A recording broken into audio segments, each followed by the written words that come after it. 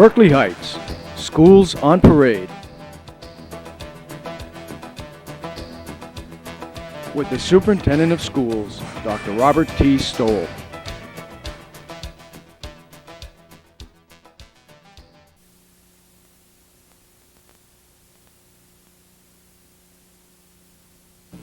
Greetings, everyone.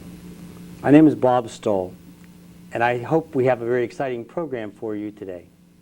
I have with me Mrs. Mary Kay McMillan, who is the principal of the Early Childhood Center at Hamilton Terrace. And we wanted to start this series of programs with her because we believe that this is a jewel in the crown of the Berkeley Heights School District, and it's something very special in the state of New Jersey. Mrs. McMillan, delighted to have you here. Thank you. The birth of an early childhood center in Berkeley Heights did not come easily, and you have been such a key player in making that happen. Do you recall when you first heard about the idea that this could happen? I do. I was teaching third grade at Mountain Park School, and I heard that this might happen. And my first thought was, well, I'm teaching third grade. How can I get back to teaching first grade so that I can be a part of this? That was my initial thought. If I recall at the time, one of the initial concerns in this district was space. And we knew our population was growing. We were taking over a high school. And we had a school which was being used. And there was a lot of talk as to what to do. Do you recall how this particular concept came into play? I don't recall who initially suggested it. I only know that I became more aware of what the district's plans were once I heard there was going to be an early childhood center. My feeling was that someone had done a little research and decided that children at this age have very different needs, and how best can we service these children and families in the same light as middle school concept, high school. I believe that once I heard that there was a plan, I was thrilled that someone had thought of it. But if you think about that, we were initially a K through 8 district. And the elementary schools were K to 6. We had a junior high school. And then there was a shift, also driven by space, which created a middle school, grades 6, 7, and 8, which left K to 5 in the elementary level. And it worked fine. Everybody was satisfied. We had neighborhood schools. We had minimal busing. Why change? Why suddenly decide to put all the kindergartners in one building? Well, I think that we respond to a need, but we also respond to ideas that are educationally sound. I happen to be a part of the shift as a parent from a K to 6 school to a middle school concept. I had a son who started middle school, first, 6th grade class there. As an educator, I was thrilled that that happened. I thought it would be best for those students. I liked the whole concept. As I said before, the creation of an early childhood center gave me those same feelings, that this was an educationally sound idea. I've devoted so many years to the field of early childhood education that I knew that we could service children better in this environment. Often you have spoken about a concept called developmentally appropriate practices. I think we've all heard that term. How does that fit into an early childhood center? I think the concept of developmentally appropriate practice, I think it's become a buzz phrase, and I'm not sure that everyone really understands what it means, because the initial explanation is always, we need to be age appropriate. That's only a part of it. We do need to have a facility and curriculum and a whole environment that is certainly age appropriate, knowing that the age of the children that will be in this school is preschool through age 8, 7 or 8. Another piece of developmentally appropriate is understanding that at this age, children are growing and developing at very different rates, and their needs are very unique in each child. Within themselves, they develop different areas of their own development at different rates, cognitively, physically, emotionally. So every child is different and has their own unique timing and of growth and pattern of growth. There's a third piece to it too, that we need to be very much aware of families and where families fit in, where these children are coming from. Different cultures. We live in a town where there are many different cultures. Every family is a little bit different. So in planning for children at this age, we need to take all those three things into consideration. So you're looking at space, you're looking at the educational side. But if I recall correctly, there was a great deal of resistance to this. Sure. I mean, we could have done many different things. We had a whole school. We could have made another K-5 building, or we could have put all the fifth graders in there. And yet this argument to have an early childhood center seemed to catch a certain spark. But the resistance was tremendous. What were the concerns out there about doing this? I think the initial concern, there were concerns on the part of teachers and certainly on the part of parents, particularly parents who had older children in the elementary schools. They didn't want to see children go to a central place. They would have preferred to keep their children in neighborhood schools. That's one part of it. It was a new school. Why should my child be the guinea pig? Why should we be experimenting on this class? So those were concerns on the part of parents. Concerns on the part of teachers were things such as, will I have the same facilities, resources as I have here? I don't want to move an entire classroom. It will take me my entire summer to move an entire classroom. There were a lot of concerns on the part of everyone. Let me focus on you for just a second, because you had been in this system. And now this position comes open for an elementary principalship, which will eventually become the largest elementary school in this district.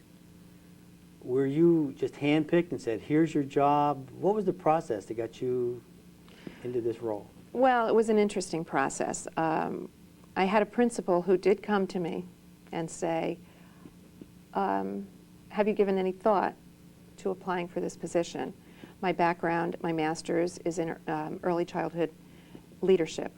I didn't have my principal certification at the time, but I certainly had the credentials needed to lead a school such as this. I felt that the timing, at first I felt the timing wasn't right because I had not completed the certification process. He encouraged me to apply.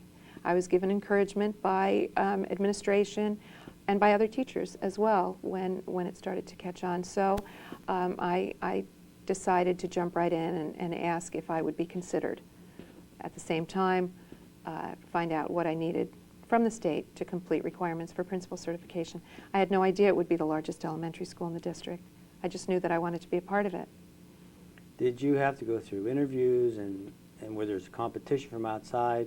Sure, there was. I was taken through the process just like any other principal would have been taken through the process. You remember well, I'm sure, after the decision was made to go with an early childhood center, suddenly that descended on you. Yes. And you know that in September of that year, there's going to be every kindergarten child in this district in that building, which was occupied Right. by a whole nother school. Right. What was going through your mind, and what did you begin to do?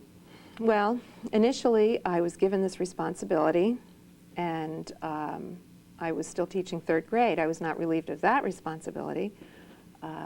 So I thought, my first reaction was, I have to be crazy to do this. I can't even get into this school till July 1st. Right away, people were coming to me.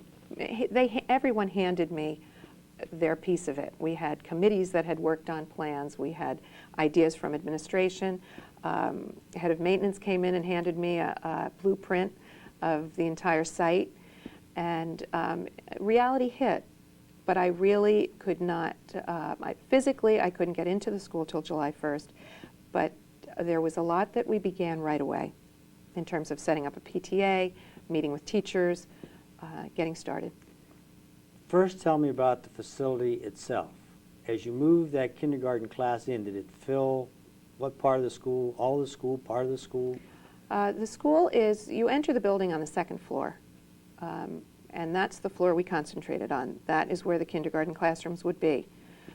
So we got those classrooms in shape right away with the suggestions of our facilities planning committee. We made some minor changes. The school was in good shape. Major changes were made to the exterior of the building.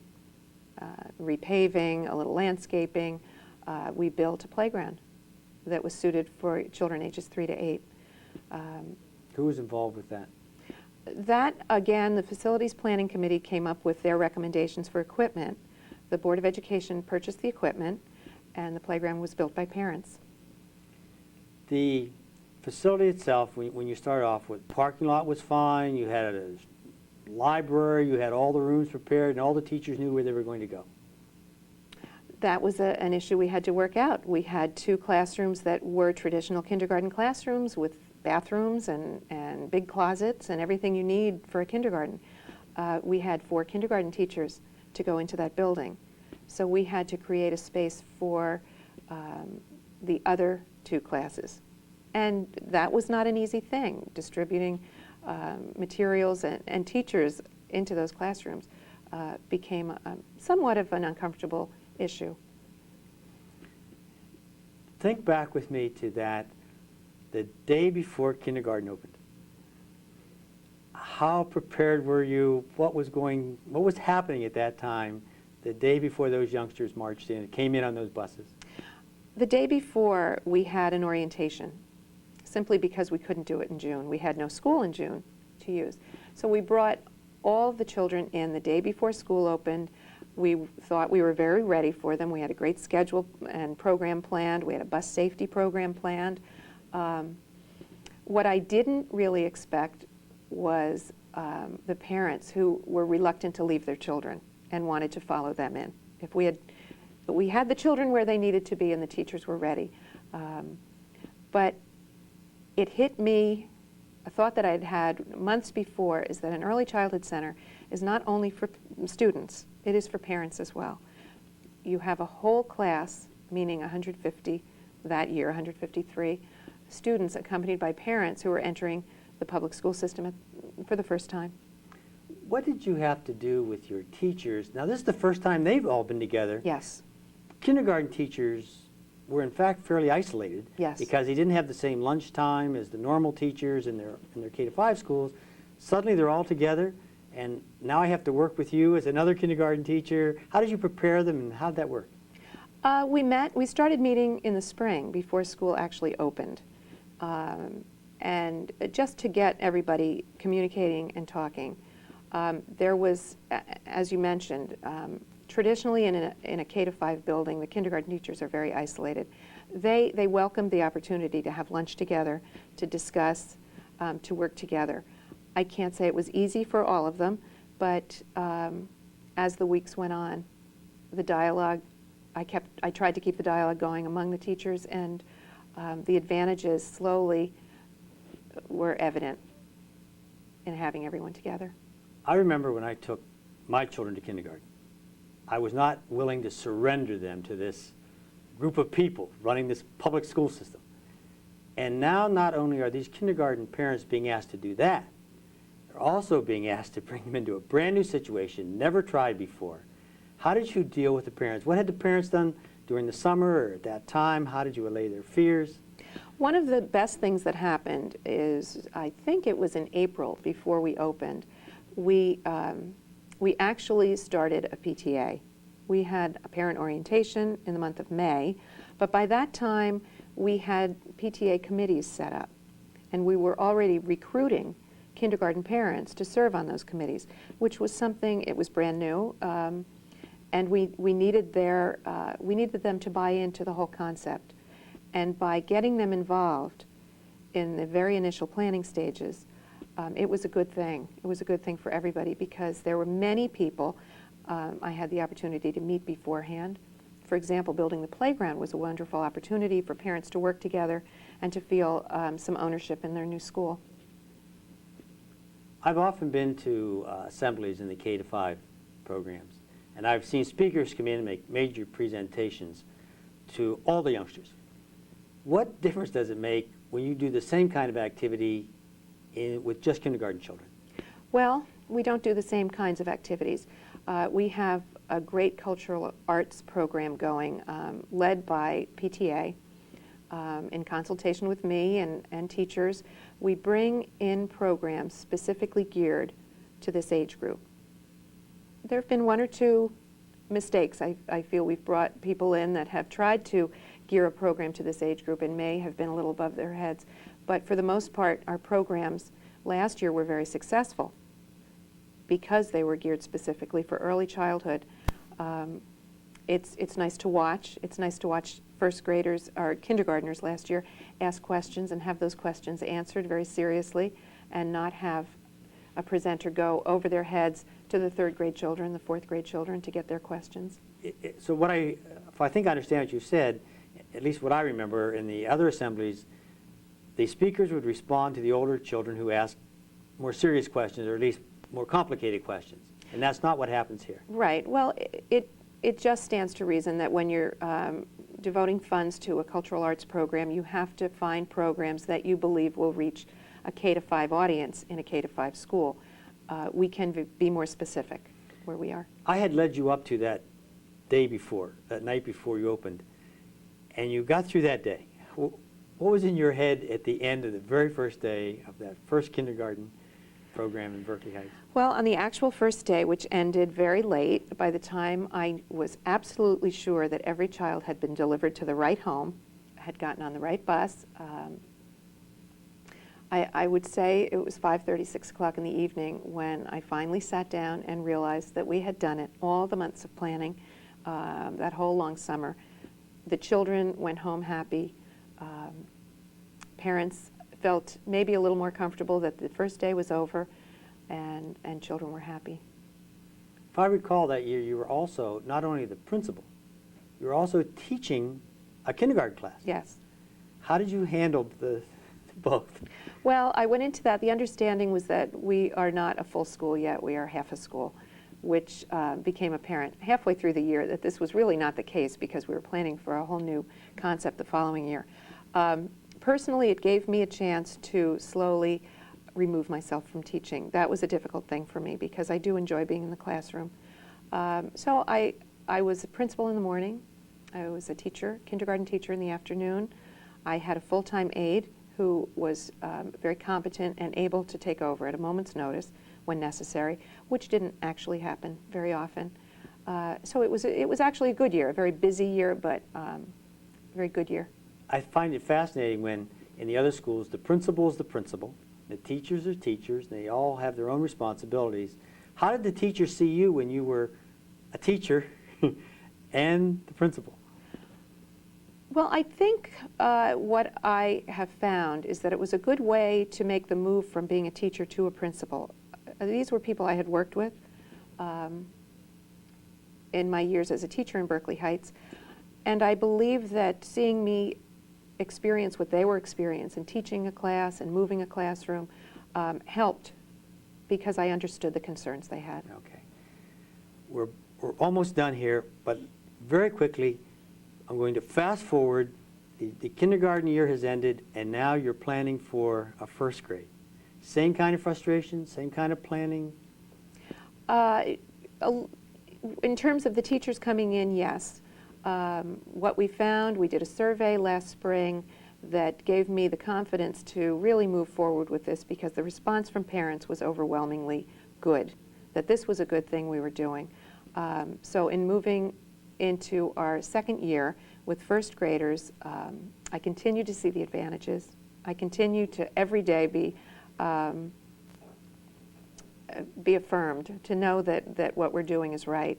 And I think it's been just an easier transition for parents this year in terms of what's going on educationally. To me, those two words, to be affirmed, really encapsulate what I think has happened this year. We have seen the Early Childhood Center at Hamilton Terrace as one of the most exciting things to happen in this district for a long time, because we know it's doing something very special for our very youngest children. Mrs. McMillan, I thank you for being on the program. Thank you. I hope to be talking to you again on future programs, and we thank you for joining us today.